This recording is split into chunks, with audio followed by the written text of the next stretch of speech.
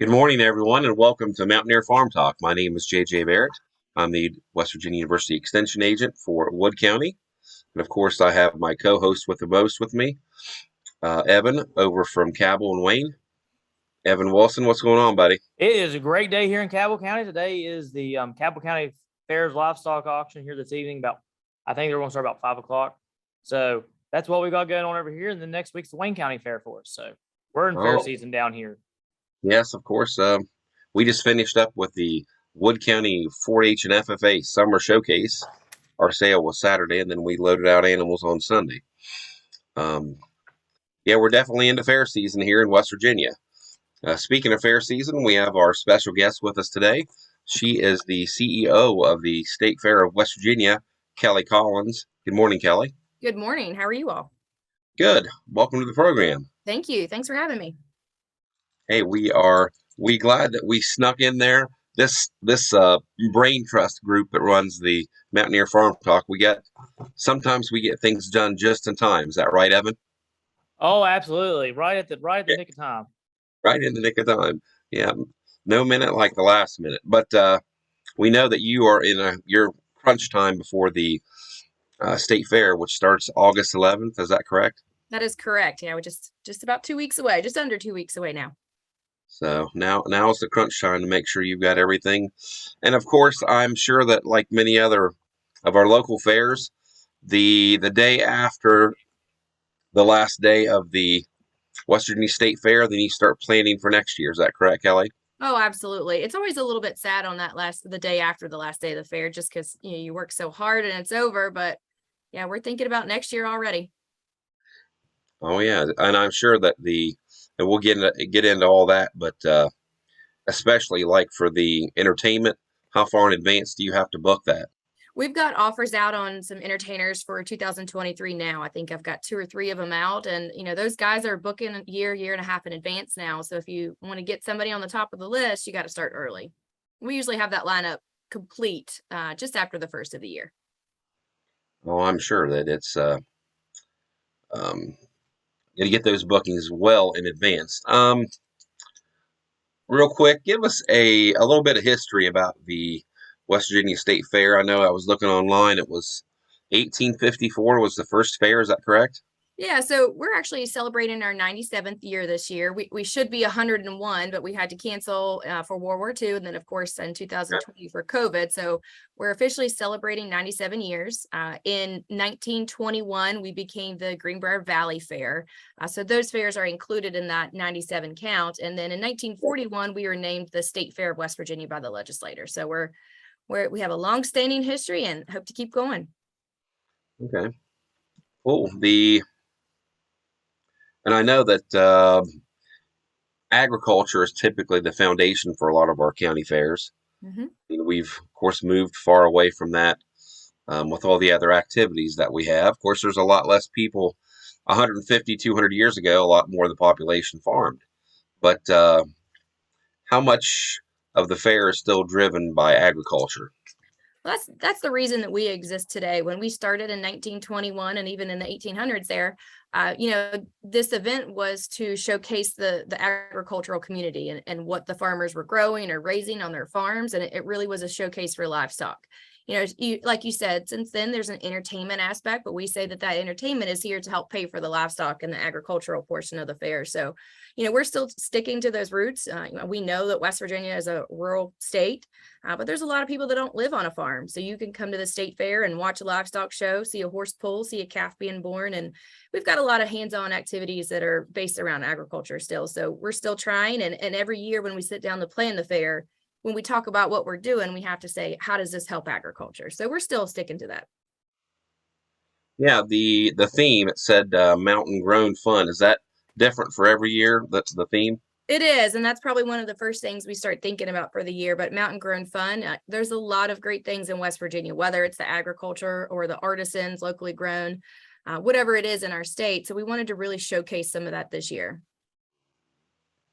Yeah, and about how many people attend the state fair every year? We are anywhere from 150 to 170,000 people. So we average around 160,000 people over 10 days here in Lewisburg. And it's, that's a number we hope to grow every year, and looking for a good crowd this coming year. Kelly, let me back up a minute. Mhm. Can you tell us a little bit about yourself, where you're from, and how you ended up as the CEO of the West Virginia State Fair? I have a very long history here. I actually showed livestock. I was a 4-H exhibitor since I was 7 years old. So I grew up showing livestock with my parents and my two brothers here at the state fair. And actually my grandfather and his brothers were some founding members of the state fair. So my birthday's in August. I was at my first fair when I was a few days old, and I haven't looked back since. So this is, I tell the story, but when I was around 12 or 13 years old, we were fitting market lambs. And I remember telling my dad that one day I wanted to run the state fair. So this is really a dream job for me, and I'm lucky to have it. It's a fun job too. Well, good. Well, it sounds like you're right where you're supposed to be. Yeah. No, so lambs were your big project, or what other 4-H projects did you take? Sure. So we started out with market lambs, and I also had market steers once I got a little bit older. And actually my brother and his wife and then my mom, they all still live on the family farm, and we still raise Angus cattle. And where's your farm at? What's your farm name? So we're Lone Oak Farm. We are just about 3 miles west of the fairgrounds as the crow flies. So about 5-10 minutes from the state fairgrounds. So, we're still all out on the farm weekly, and my brothers are still carrying on the tradition. Good for you. It sounds like, like I said, now were you an FFA too, or just 4-H? Just 4-H. My mom was our 4-H leader for 30 years. She was a leader for 30 years, and she's an all-star, and Wow. made sure that we were involved in 4-H. And I think every job interview I've ever had, when they say what was the most impactful thing for you, and my answer was always 4-H. Now, what was the name of your 4-H club? I was in the Central Willing Workers 4-H Club, so it was one of the longest standing clubs in the state. The Central Willing Workers. Central Willing Workers. So we actually Cool. meet on this little white church out on Route 60. Huh. Yep. And that club's still, I think they're still going today. Well, good. My little the Vincent Ramrods was my little 4-H club, but it's been defunct for a while. But my parents were both and my uncle helped out with being the advisors for that club. Yeah. Well, sounds great. I have kids I have a 5-year-old and 3-year-old twins. And so the 5-year-old is getting close to that age. So we're excited to get her involved. Now, I don't think I looked this up, Kelly, but is there a reason why the state fair is in Lewisburg? The only reason I'm asking, like the Ohio State Fair and some of our other state fairs are kind of centrally located, where, Greenbrier or Lewisburg is, pretty far south for everybody in West Virginia. Right. Is there any reason why that it was located there, or is that just a tradition? I think it's a tradition. In 1921, when those guys started the Greenbrier Valley Fair, they built a really, really good event and a really impactful event, not only on the agricultural side, but economics too. So they went to the legislature in 1941, and that's when we earned that designation as the state fair. So it went through the state legislature. We're actually in the West Virginia Code. So I don't know what happened in those conversations, but I think that they were just looking at the event and what it was doing for the state at that time. Okay. That sounds pretty cool. We'll move to another topic about the food.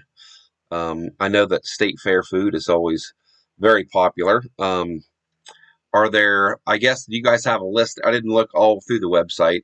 Is there a list of some of the most popular food attractions that people will run to when they get to the state fair? Can you tell us a little bit about that? We try not to be partial to what are the favorites, but there's always some favorites. If you've been here, you've seen a very long line to get some cinnamon rolls here at the state fair. Ben Ellen Donuts, right. They've been around for 50 plus years. FFA ham sandwiches, the Greenbrier County FFA, Greenbrier East FFA Club, they own a food booth here on the state fairgrounds, and it's been one of the most popular booths on grounds for years, and especially nice since there's a local agricultural group running it. Yeah, on our website, we have every single food vendor listed with their full menus. And then we always do a new fair food contest every year. So not only can you get your favorites every year, whether it be corn dog, pizza, whatever it may be, but you also can taste some of those new fair foods. And we've got some really interesting people or products in that contest this year. I think the top is probably the pickle lemonade. And I don't know how I feel about that. Now, you have a contest for the top new food. Is that what you're Yeah, so saying? we actually challenge our food vendors to come up with a new fair food every year, something that's exciting. You know, when you go to a fair, you've got your regular products like a hamburger and hot dog or pizza, but there's also some interesting things. You know, you've seen donut burgers and pickle pizza and all different types of food at the state fair. So we ask them to come up with a new exciting fair food, something that you wouldn't traditionally get at a restaurant. And so, and what were some of the? Give us a few examples of some of the entries for this year. So I know we've got pickle lemonade. There is a jalapeno popper pizza. There is a hot Doritos pizza. There's it's called Buffalo Chicken Bombs, and it's a new food vendor that we have here on the state fairgrounds. So I'm interested to see what that one is actually going to be. There is a dark chocolate blueberry ice cream. That's from Trudy's Dairy World, who's been an ice cream exhibitor here at their fair for years, and they hand make that ice cream, and it is very good. So there's a few others that I can't think of off the top of my head right now, but we've got a list on our website. Kelly, if somebody's coming to the state fair for the first time, what are some your 5-10 things they must see or do while they're visiting the state fair? I always like to rank that by what time you get here. And we always suggest getting here early. Our gates open at 9. We do have livestock shows running at 8. So you can come on in at 8. And I would start in the barns. You know, when it's a little less crowded, you can see those kids getting ready for their livestock shows. So take a stroll through the barns, look through our commercial vendors. There's a lot of folks on grounds that are selling their handmade products, or you can even check out tractors while you're here. My dad was he sold tractors my entire life. And so he always was down here at the state fair with us. So, you know, I would check out the livestock and the commercial vendors and the artisans that are located on fairgrounds, grab some lunch, head over, take a little break, and then head over to the carnival rides. And then, of course, at the end of the day, you got to check out a concert. Right. Mhm. How do people get involved with the state fair? If they're wanting to work, volunteer, get involved that way. Yeah, you know, we get asked a lot of times if I tell somebody what I do for a living, they say, well, is that a full-time job? And yes, it is a very full-time job. It keeps us pretty busy. We're a staff of less than 10 year round. And then during Fair Week, we jump up to around 200 to 250 employees. And that doesn't include all of the vendors, the extra food staff that they have to hire, any commercial vendors. So our website, you can check out our website. I think we still have some job opportunities available. We've got volunteer opportunities. You get a free ticket into the fair if you volunteer. The biggest area is our West Virginia building. So that is the building that we display all the home ec, the food, the vegetables, that type stuff. There's quilts hanging on the ceiling. It's beautiful. And we have volunteer opportunities for that as well. Awesome. Do we have any questions from the audience? I see Dawn's on here from down your neck of the woods. Yeah, Dawn will have to deal with me quite a bit in about 2 weeks. Yeah, Kelly, let's That's move not to hard to do, Kelly. I That's usually hide now, right? the roughest part of our job, dealing with you. Kelly. What about the entertainment? I know that, especially, I'm more of a country music fan, but you guys have quite a mix of different artists that are playing at the West Virginia State Fair. Can you tell us about them? Yeah, Bit about them? we have a great lineup this year. We start off on Thursday the 11th with Cody Johnson and Randall King. So that show has been sold out for about a week and a half, 2 weeks now. And it's always nice to have a show sold out before the fair starts, but we have 2 sold out right now. So Zach Bryan is the second Thursday, August 18th. So let's see, we've got Cody Johnson on Friday, the 12th. We've got Buck and Bee Bull Ride. The bull riding rodeo is always one of the most favorite events, and it's an event that a lot of kids come out to. So Saturday we have rock legends Foreigner. A really cool fact about Foreigner is they always have the local high schools perform with them during the fair. Due to COVID, we actually have a group. It's a mixture of the all-state choir folks from Greenbrier East and Greenbrier West, and they're actually going to open up for Foreigner with a 10-minute set. So that's really nice for some of those local kids. You don't get to say you open up for Foreigner often. So Sunday we've got Clay Walker, Tracy Bird. Monday is Restless Road, which Colton Pack, he's from over the Danese and Meadowbridge area. He's in that band. And then we've got Kathy Matea, West Virginia native. She is a free show on the Tuesday. We've got Chris Tomlin. He's a contemporary Christian artist. Thursday, the 18th, is Zach Bryan, and that show is sold out too. We're excited about that. Friday is our mix. We've got Flo Rida. We had Nelly last year, and it was one of the best concerts that we've ever had. We were asking, folks were asking us for a little bit something different in the grandstand, and it turned out really well for us. So we're excited about Flow Rida. And then on Saturday, Walker Hayes is going to close out the fair. All right, that sounds great, Kelly. Too bad I can't open up for Foreigner. That's pretty There you go. awesome that they That's get right. to open up Foreigner. Maybe I'll ask Clay Walker if he can There you can, go. have a bluegrass band open up for him. There you go. It's wonderful. Now you said that 2 of the concerts are already sold out. Yep. Cody Johnson and Zach Bryan are both sold out. And like I say, it's not often you have 2 shows sold out 2 weeks before the fair. So we're excited. Okay. Now I'm on your website right here, so they can check and see availability, purchase tickets, and everything right on your website. Yeah, and our website is statefairofwv.com. We do have a large problem with ticket scalpers. The biggest thing is if you do buy a ticket from a third party, you get to the fairgrounds and say you left that ticket at home, we can't do anything about it. We don't know if that ticket's valid. It's not in your name. So we always warn folks and caution folks if you're buying from a third party.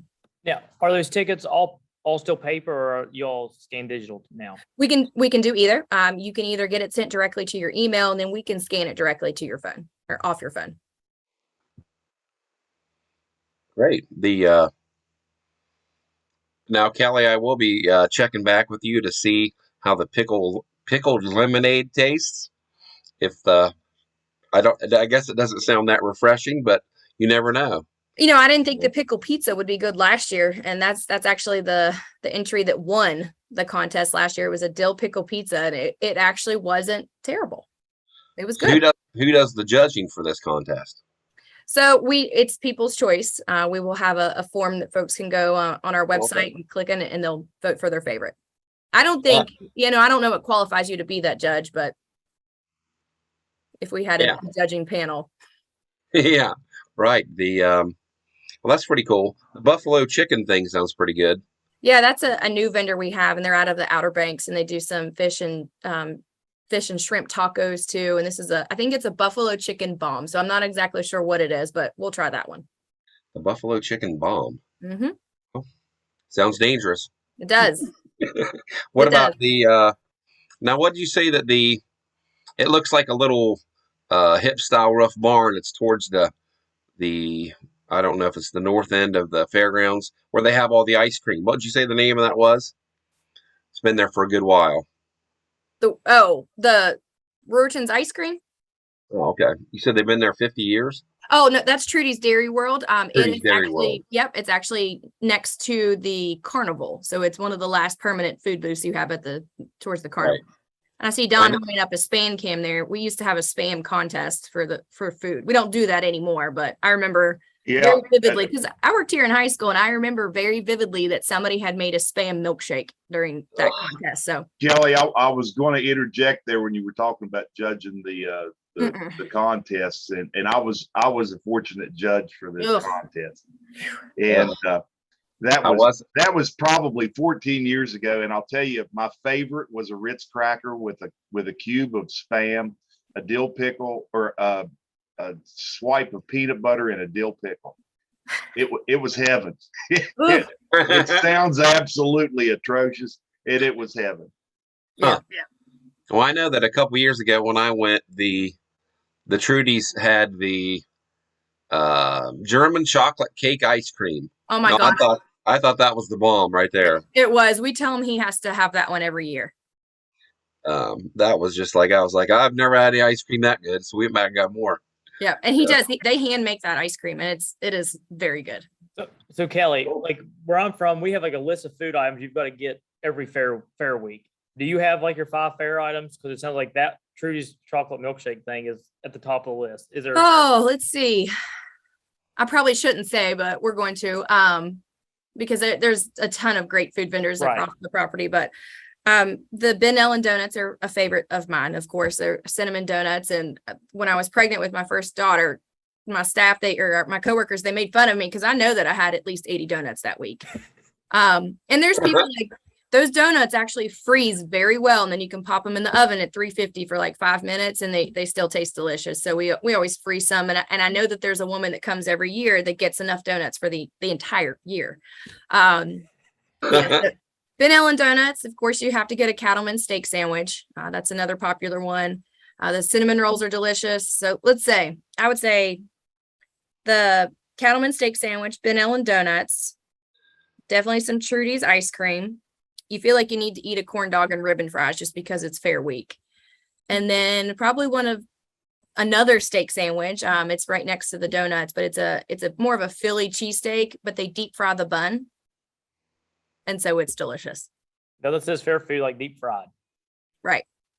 Yeah, there's nothing like deep. Well, if you're going to go to the fair, don't worry about your diet. You can go back on that later. Yeah, start counting calories after the fair. No, and there's Right. you've got all the neat stuff. Like there's deep fried Oreos that I was a little hesitant to try, but those were good.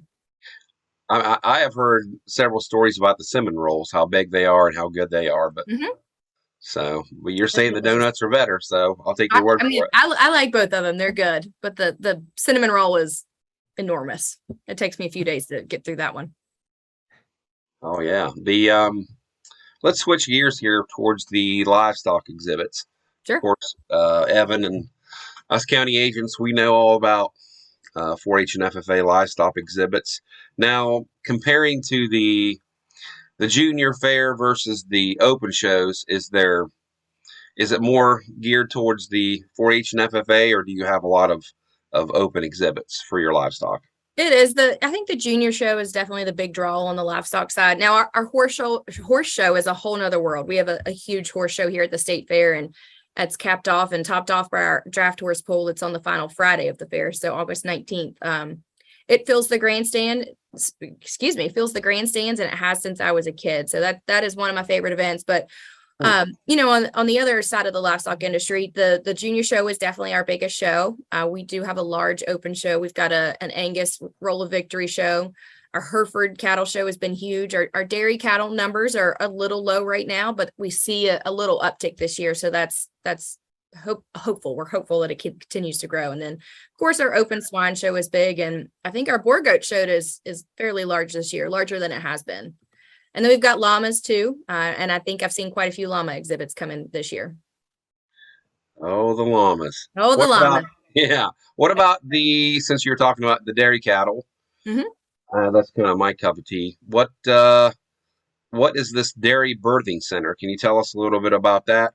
Yeah, that's probably our most popular free entertainment. So we've got free entertainment across the entire property, but Rim Perkins, so Rim Organic Dairy, or Perkins Organic Dairy Farm here in Lewisburg, they have a dairy birthing center. So you can go by and see a live calf being born, and we'll make an announcement if it's going to happen over the loudspeaker and the PA across the fairground. So, you always see a ton of people up there. People try to find that. It's on the northern end of our fairground. So it's a great opportunity for us to have that here.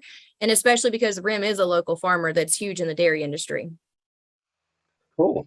Yeah. And I think that sorry, JJ, but go ahead. Some people may think all the animals are there the entire week. They're not, are they? They switch in and out their schedule. Yeah, so our junior show starts the first part of the week. They're there Thursday. The livestock auction is at 1 p.m. on Monday. And then a lot of our open show exhibitors roll in after that. So our dairy will come in, llamas, dairy goats will come in after that too. So we switch them in and out.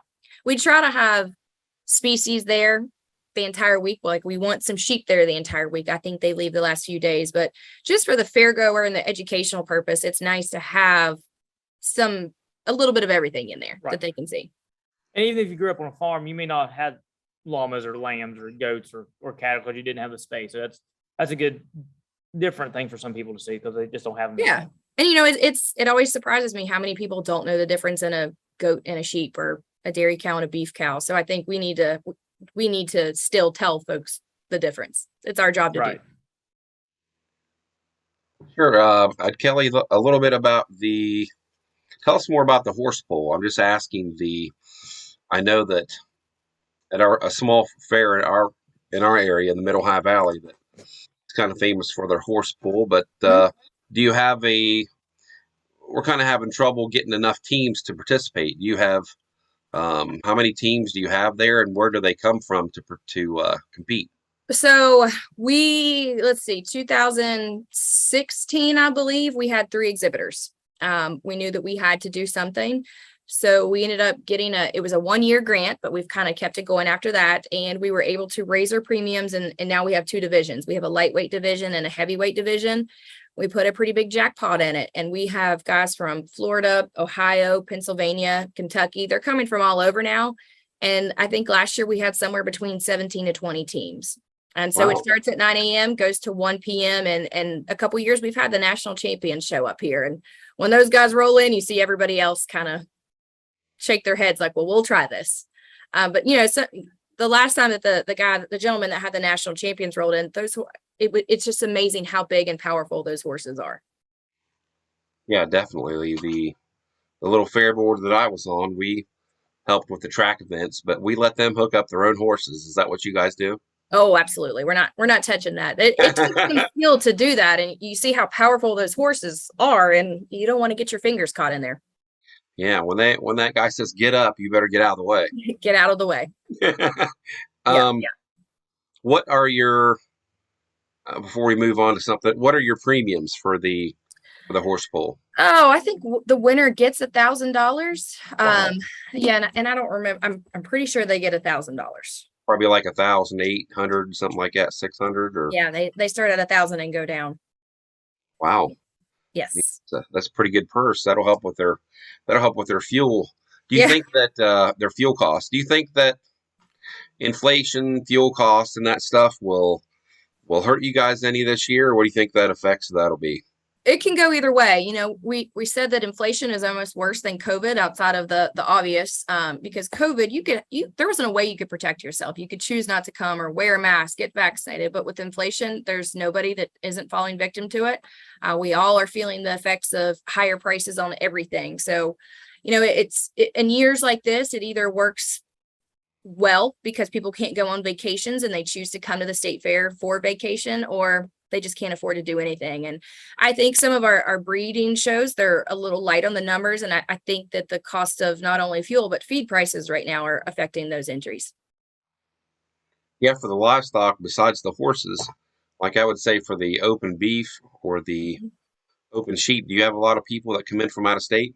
We do. I think we just had some Angus, and I talk about Angus a lot because we are Angus breeders. So I think we've got some entries from Missouri this year. We have some folks that have never been here that are helping us out keep those ROV numbers. So there's a lot of Angus exhibitors from out of state. Sheep, we've got a lot from Virginia and Ohio. You know, the dates that our fair falls on, we are the same time as the Iowa State Fair. Ohio State Fair is this week and they end about a week before us. So there's a lot of people that have to pick and choose where they're going. So we get a lot from the East Coast, but anything on the other side of the Mississippi, it's very rarely that they head this direction because all the other fairs are going on at the same time. Yeah, I haven't looked at the extended forecast, but typically, Don't do it. as we talked about the fair, it does get pretty hot. I know it was 93 one day at our little 4-H and FFA showcase. What are there some buildings that the people can come and cool off in that are air conditioned? Absolutely. West Virginia University has a building, the Poultry Association, which, you know, disclaimer for this year, because of the avian influenza across the country, the Department of Ag, Poultry Association, and State Fair, we chose not to have any poultry exhibits. So we don't have a judged poultry show. We just have an educational building. That building will still be educationally focused on poultry, but there will not be any live birds this year. We've also got the West Virginia building, Department of Ag. So underneath the grandstand, there's several opportunities to take a break from the sun.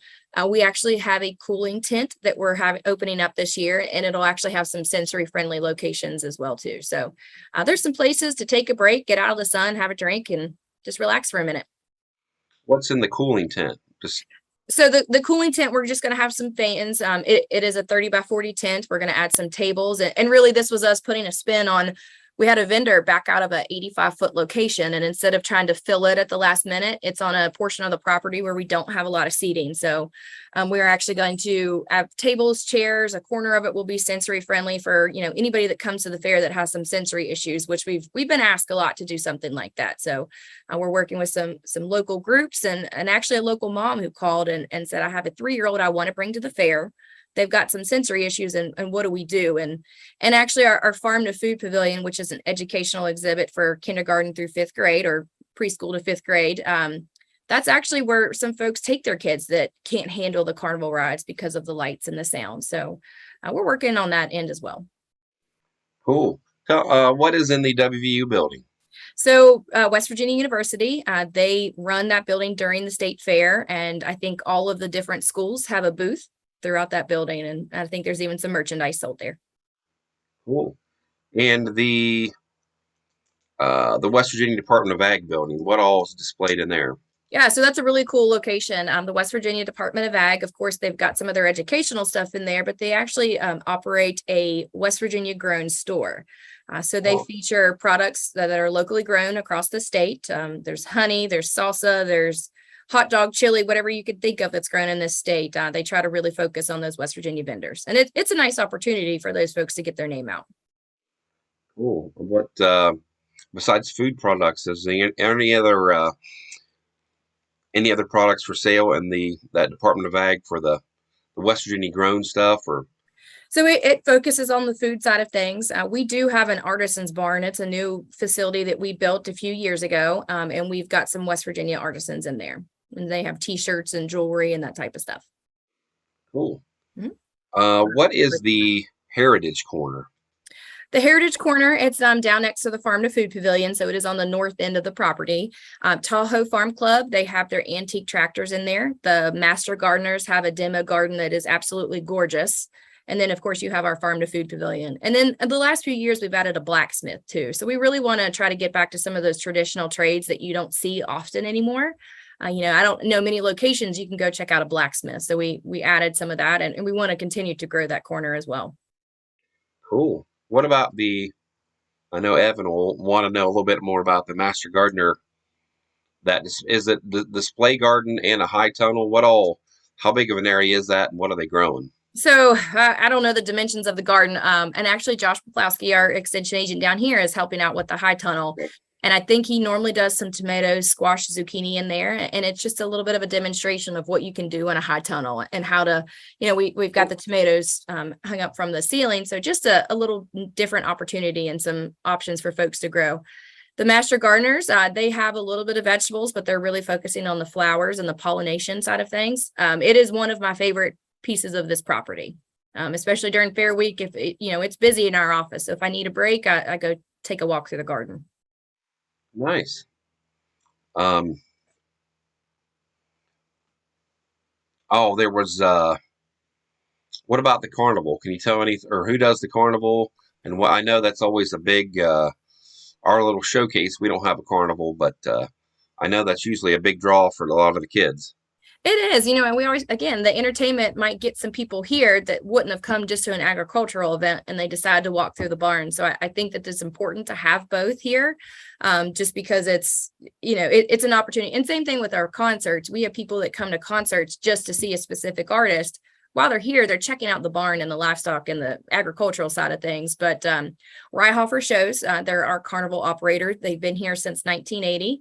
Family owned operation. I think the second generation is running that operation right now, and the third generation is actually getting ready to take over. So they've been a great carnival company to work with. The kids that are getting ready to take over, and I say kids, and they're not kids anymore, but this generation that's getting ready to take over, they grew up here. They grew up at the State Fair of West Virginia, and they live on the road. And when they were younger, they talk about that they had tutors that were hired to travel with them to homeschool a lot of these kids. And they've done a great job. They're still continuing to do a great job. And, every year they give us a list of items. They kind of wait till Lewisburg to stock up and get their vehicle service. So they give us a list of items and the dollars that they've spent in the Greenbrier Valley while they're here, and fuel and tires and parts and that type of stuff that they're all getting locally. And the economic impact is huge. Neat. Mm-hmm. I know that there's always a lot of planning that goes ahead of time. State Fair is a big business. Tell us about the car show, the 8th annual car show.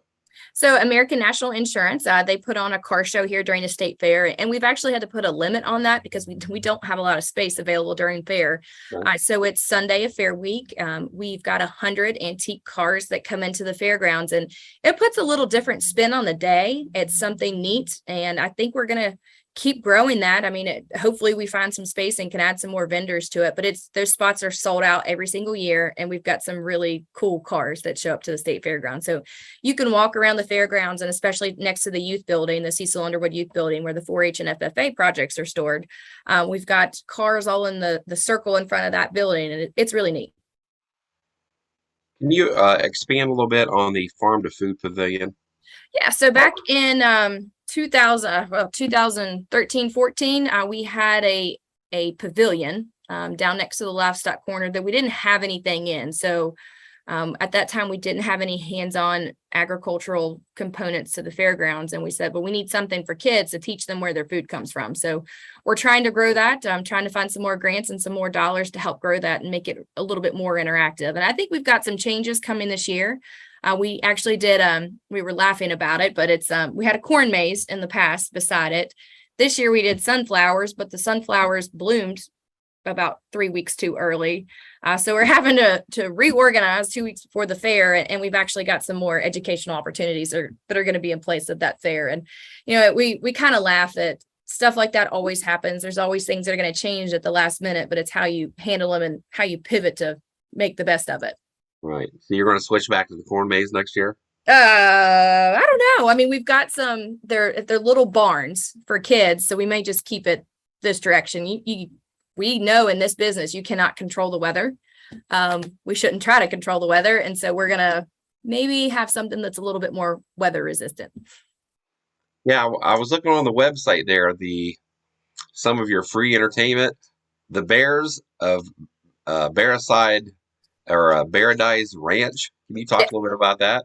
Yeah, so we learned a couple years ago, this is about the third or fourth time that these folks have come to the fair since I've been here. And we learned one year we had a bear show scheduled at 10 a.m. It was printed in all of our brochures that it started at 10 a.m. They get here and they said, the bears don't get up till 11. So we had to change the complete schedule around the bear's sleeping schedule, which I guess you don't want to try to train a hungry bear, but those bears, they're all rescues. I think their home base is in Florida, and they have this amazing sanctuary. But that's a really nice show, and it's actually going to be behind the Farm to Food Pavilion. Oh, so you had to change that. You didn't change, the Bears changed your schedule for you. You didn't change their schedule. No, you changed for the Bears apparently. Well, it sounds like they have a little bit of everything, JJ, from Bears. I think they had dinosaurs down there last year. I saw. Really? I believe so. Yeah, we've got racing pigs. They chase Oreos around. It's Swifty Swine. It's always a favorite here at the state fair. And we've got Nerveless Knox. It's an acrobat show. We always try to put an acrobat show in the middle of the fairgrounds because it gets kind of crowded there, and you can see them from a distance. So, and they have the steel chainsaw tree climbers or something. Yes, we had those guys last year. Brandy's joined us here. It looks like. Brandy, got any questions? No, I'm just taking it all in. I bring my boys every year to the fair, and we always love those little free acts. So the Bears are going to be a new addition. We always watch the Swifty Pigs, and we did watch the Chainsaw guys last year. So I'm excited to see the acrobats again this year too. So just always have fun going to the State Fair of West Virginia. Well, good. And that's what we want. Our jobs may be stressful, but we tell everybody that works here, it's, just look at people's faces after. And Golden Seal magazine had an article. It's been several years ago now, but it came out just after the fair, and we were all tired. And I read the article, and it made all of the lack of sleep and the stress. It was worth it, because she said she brought her 2 teenage daughters to the fair. They left their cell phones in the car. Like, the girls didn't even want to bring their cell phones in, and they just spent the day enjoying each other. And that's really what it's all about. Right, definitely. That's awesome to hear. Yeah, I'm kind of excited about seeing the Bears myself. Yeah, they're After we can drive down. Yeah, definitely. Now, how many days is your fair, Kelly? We're 10 days, so we're the 11th through the 20th this year. August 11th through the 20th. Oh, I'm sure definitely by the end of that you've not got enough sleep, not ate right, not slept right, and you're just probably completely exhausted. Absolutely. I try to go to bed. Now, Sunday, we have to come to work the Sunday after the fair, of course, to wrap up some things, but we try to get out of here around 3, 4 that day and go straight to bed. And I tell my kids if they want to see me, they've got to come lay down. Kelly, for families that are thinking about coming down and making a few days out of it or a week out of it, is there camping available or is it hotels or how do you recommend that for lodging for people? Sure. So I know that especially at the beginning of the week, the hotels are pretty much sold out. There might be a hotel room here and there towards the end of the week, but we do have camping available. Our full hookups are sold out right now, but you can dry camp. It's a $30 fee and you can camp for the entire week. So it's a really good deal. We've got bathhouses with showers and restrooms available all throughout our campground too. And, we've got thousands of people that camp with us every year. I think there's like 20 states that are represented in our campground. And some of those folks have been camping with us for 30, 45 years now. And we know them and enjoy having them back every single year. But, there's also some VRBOs and some Airbnbs throughout Lewisburg as well. So you can check those out. There's some new hotels down in White Sulphur. We've got the Schoolhouse Hotel, which is really nice because it's the first fully ADA accessible hotel in the country. So it's awesome. Wow. Hey, JJ, I'm going to throw something else into the mix. Go ahead, Don. Sonia's listening from the other room, and she reminded me that the High School Rodeo Association is going to be going on too. Oh, yes. Fairground on Thursday and Friday, I think, Kelly.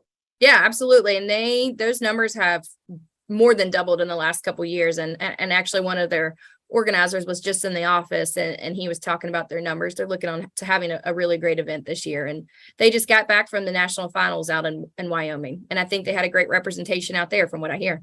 Yep. We had a few kids from my neck of the woods that went out there and represented the state in that deal. Good. It's awesome. Wow. Now that high school rodeo, is that a points rodeo type thing or how does that work there at the state fair? Yeah, I think it's part of their points. We let them run that. I don't want to run it. It is for points. Good. Yeah. I don't try to get involved in things I don't know how to do.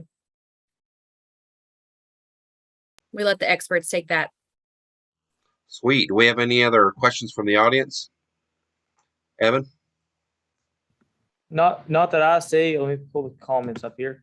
Some P Dorn 1 says spam milkshakes. Yikes. I guess he's not a big fan of the spam milkshakes yet, but maybe he can find a recipe online and try them out. I assume that's he, maybe a she. You can ask Dawn. Dawn can test that one out. I'm not doing it. What am I testing out? The Spam milkshake. Spam milkshake. I'm game. I tell you what. It's probably better than it till you try. Yeah. It's like when they started deep frying Twinkies and all that stuff. It sounded really grotesque, and then you tasted it was gooey goodness. It was delicious. Really? Delicious. Well, I suppose. deep fried Oreos, it's not good for you, but sure they're does taste delicious. I haven't had the you need a Oreos, glass had of the milk. mushrooms. Oh, No, but milk with them. Yeah. the spam, come on. Spam milkshake. I mean, you can add so much sugar to it, but cringeworthy. Ugh. Taste of Hawaii. I guess. Yeah, they really love it. Pineapple in there with it. Now that just puts it over the top, JJ. Oh my gosh. Yeah, the Kelly, the Trudies, do they also, I know that they have ice cream. Of course, they sell milkshakes too. They do. Chocolate covered bananas, milkshakes, sundaes. Yeah, that'll be hot. They'll be selling out. Have you already covered like the top 10 things you got to get in the food department when you go to the fair? I mean, I know I've got like my own personal list: the cinnamon roll, the beef, the ribeye sandwiches from the Cattleman's. I mean, there's stops I'm definitely going to make, but I didn't know if Kelly had some that if she's already talked about them, that's okay. But if you haven't, I'd love to hear. 2 of her 5, I think she had. Yeah. With donuts, steak sandwiches, the ice cream, grater taters. It's hard working here for 10 days. Well, you keep your you're walking around a lot, so we don't worry about it. We try to track how many miles we walk during fair. And I think last year it was around 100 and between the week before fair, the 10 days of fair, 2 weeks before fair through fair, it was like 100 and some miles. You buy new shoes before fair, and by the end of fair, you've got to get a new pair because they're worn out. The home arts and garden competitions. Mhm. Kelly, where are they pretty popular? What stuff are what things are in that and in that display, and what building is that in? So that's in the West Virginia building. In Okay. the West Virginia building, we also have state agencies. So DNR, Secretary of State, Treasurer's Office, they're all in that building. And then I think this year there was about 6,000 entries that were entered into the fair. Now we'll see, our check-in days are actually next weekend. We'll see how much we get, but we have quilts hanging from the ceiling, food, flowers, vegetables, needlework, arts and crafts, pictures, paintings, that type of stuff. And it's amazing to see some of the talent that comes in there. And we get a few entries that are shipped into the fair office. And I know we've already got some that are pretty amazing. And it's nice to see a wide range of ages that are entering too, because a lot of that stuff is, some of the needlework especially is a lost art. But now that we're starting to see a little bit younger folks entering, it's nice to see those traditions carrying on. Now, Kelly, be truthful. If someone takes their family, can they see everything in one day? You're going to be tired, and it depends on how long you ride rides, but you can. I mean, it's definitely better to spread it out over 2 days, but I know that people, and especially with school calendars, they're having to do it all in one day. And I know when I bring my kids here, and I don't get to spend a lot of time with my kids when they're here, but they're ready to go home by 4 or 5 o'clock. Yeah, that the heat sometimes wears you out when you try to get everything in one day at the fair. Well, they're worn out and all hopped up on sugar from all the fair food, and I just send them home with their dad. There you Good go. luck, Dad. Pass them off. Pass the Yep. buck. For our 4-H and FFA livestock, what day is do they call it Sale of Champions, or what do they call their the 4-H and FFA livestock? It's just our junior livestock auction. Greenboro Okay. Monroe Youth Livestock Association actually manages that for us, and it is on Monday at 1 p.m. Okay. And so every kid entered in the junior show gets to sell in the ring one animal. And it doesn't matter, they get to pick which species, because a lot of those kids have multiple species of animals, so they just pick one to sell in the ring.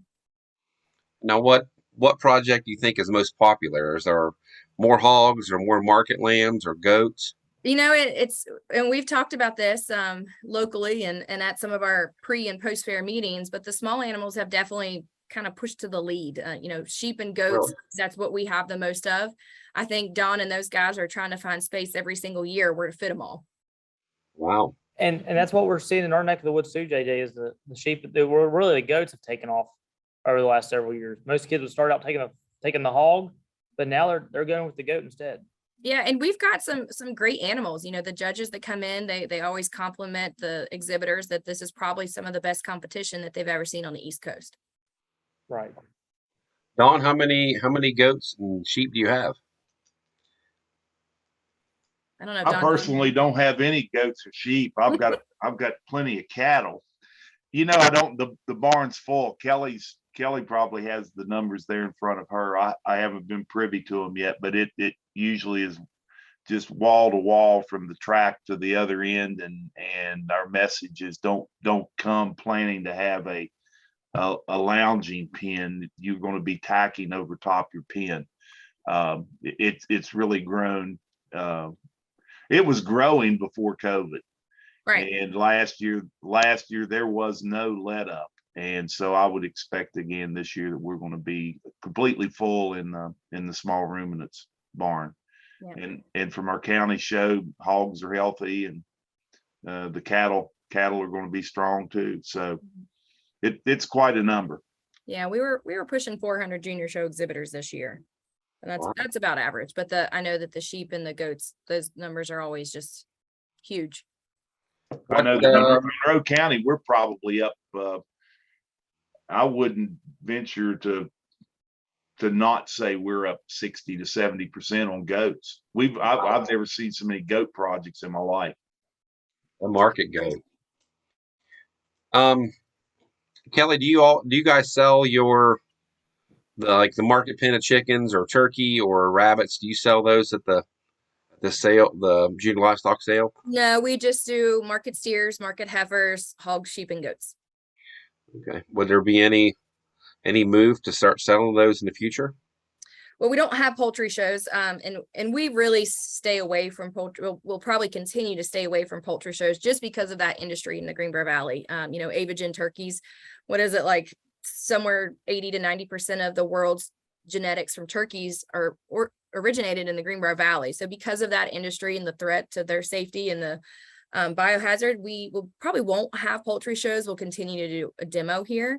But I think in the future, there are definitely open opportunities to grow. And I think any way we can support the youth in agriculture, it's something to look into.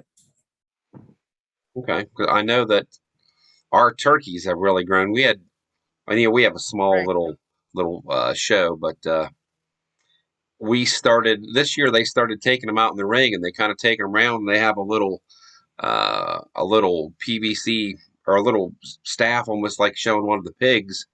We had 23 this year, and You're good. it was kind of neat watching them show. It's a growing project, not only with some of our, I guess, suburban 4-Hers, but even some of our kids that show beef cattle. They take turkeys as well. They love it. Yeah, that's cool. I know it's a lot of the butterball turkeys are hatched in Greenbrier Valley. So if something were to happen and we took out at Thanksgiving, I'd feel pretty bad. Right.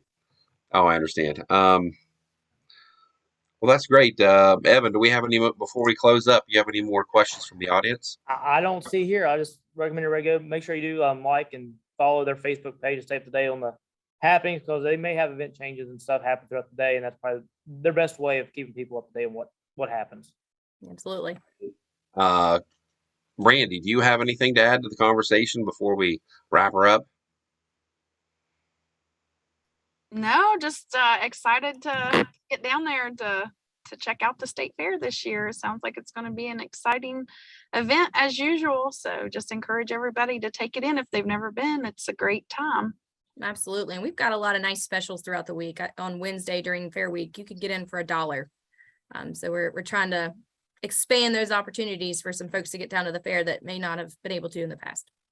Oh, real quick, Kelly, how much does it cost to get in the front gate, and are there specials for like a pass? So our advanced ticket sale is actually in tomorrow night. You can buy them here at the state fair office until noon tomorrow, or online until midnight. The gate tickets are $10, and that's 11 and up. 10 and under are free all day, every day. And then if you check out our website, statefairfwv.com, we've got a list of gate specials, and there's a lot of specials throughout the week that can get you in a little bit cheaper. Cool. Evan, we're to that part of the program where I ask our guest, Kelly, my dad always told me that there's 2 types of music, country and Western. So we need to know who your favorite country music artist is, and then maybe a particular favorite song that they have. Oh, I'm a classic country person. I think my first concert at the fair was Billy Ray Cyrus. That'll probably date me a little bit. Billy Ray Cyrus? Oh yeah, we had Billy Ray Cyrus. Gosh, Keith Whitley, George Strait, those guys are the best. You got to pick one though. I know. I don't think. Gosh, you have to go with George Strait, because I don't Okay. think you could turn any radio station and hear George Strait song. And I don't have I can't pick a favorite song. Oh, there's a lot of them. We'll pick one for you. Now George Strait, classic Mhm. country. I think he's leading our tally. Yeah, he's the 3rd or 4th one that we've had there for George Strait. Good. Now I've heard though, well, actually the Billy Ray Cyrus Achy Breaky Heart mullet is coming back. It is. Are you One having of a our- mullet contest?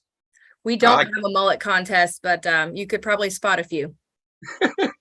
And not just on the older, it's the younger kids now. They all have mullets. Because we had mullet mania over here last night in Milton. Oh, that's We fun. did. Yeah, there's a national contest, Evan. One of our 4-Hers was, of course, you had to go online and vote. I think he was 11th overall in the United States for the mullet. You got to get the perm too with it. Yeah. We got some over here with perms. Nice. The old mullet. Kelly, real quick, just give us a real quick reason why someone should come and visit the West Virginia State Fair this year. It's for the memories. Absolutely. There's a lot of things that you can see and learn at the state fair, but at the end of the day, it's that time spent with your family. And I did a speaking engagement not long ago, and I was a little worried. And the group, instead of asking me any difficult questions, they all told me their favorite fair memory. Cool. Yep. All right. Well, Kelly, I sure appreciate you being on the program. Absolutely. I know that we are always trying to promote West Virginia activities and West Virginia food. So this would be a great place to experience both of those at the state fair. You can get it all here, and we hope to see everyone in just about 2 weeks. Good. Just wanting to remind everyone that programs and activities offered by West Virginia University Extension are available to all persons without regard to race, color, sex, disability, religion, age, veteran status, political beliefs, sexual orientation, national origin, and marital or family status. We are Mountaineer Farm Talk, the big voice of West Virginia agriculture. And again, our guest today was Kelly Collins. She is the CEO of the State Fair of West Virginia. So, Kelly, thank you for being on, and I hope everyone enjoys their weekend, and we'll see you next Friday. Thank you all. Thank y'all. Thanks, Kelly. You're welcome. Thanks, Thank